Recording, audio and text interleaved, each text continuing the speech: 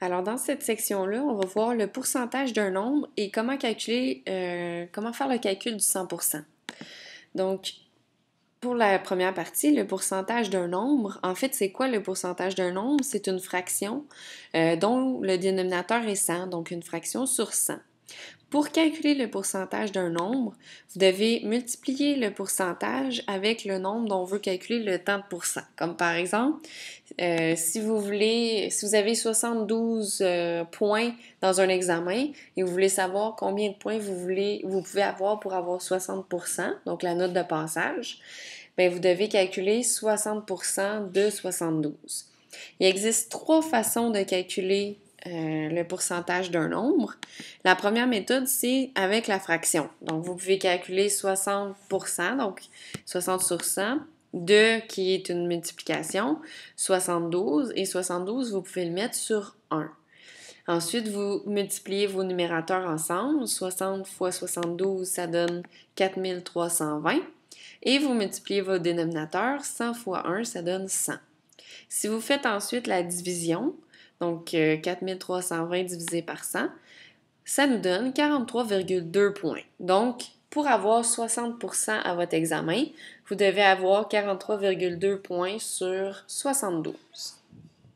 Ensuite, la deuxième méthode, c'est la notation décimale. Donc, au lieu de calculer avec les fractions, on va mettre notre 60% en nombres décimaux. Donc, 60%, ça s'écrit 0,6. Donc, 0,6 fois 72, ça nous donne directement 43,2 points. Moi, c'est la méthode que j'utilise toujours, c'est celle que je trouve la plus rapide. Et la troisième, c'est la méthode avec le produit croisé.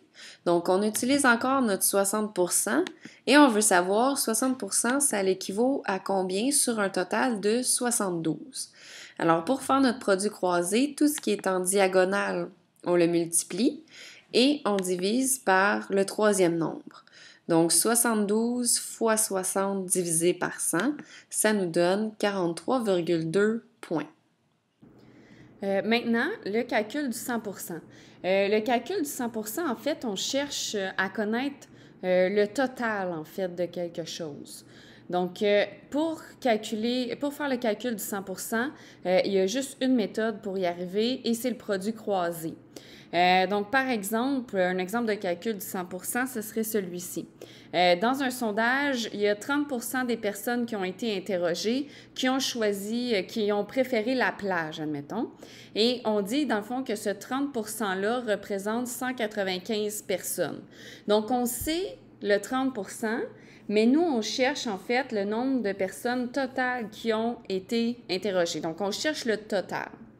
Ce qu'on va faire comme produit croisé, on va mettre notre pourcentage en premier. Donc, 30 on va l'écrire sous forme de fraction, c'est 30 sur 100. Et là, on sait, dans le fond, que le 30 correspond à 195 personnes sur un total qu'on ne connaît pas. Donc, on cherche le 100 C'est pour ça qu'on appelle ça le calcul du 100 Et là, on va utiliser notre produit croisé. Donc, on va multiplier les moyens dans ce cas-ci, donc ce qui est en diagonale. Et on va diviser par l'extrême, donc diviser par le troisième nombre. Alors, on va faire 195 fois 100 et on va diviser par 30.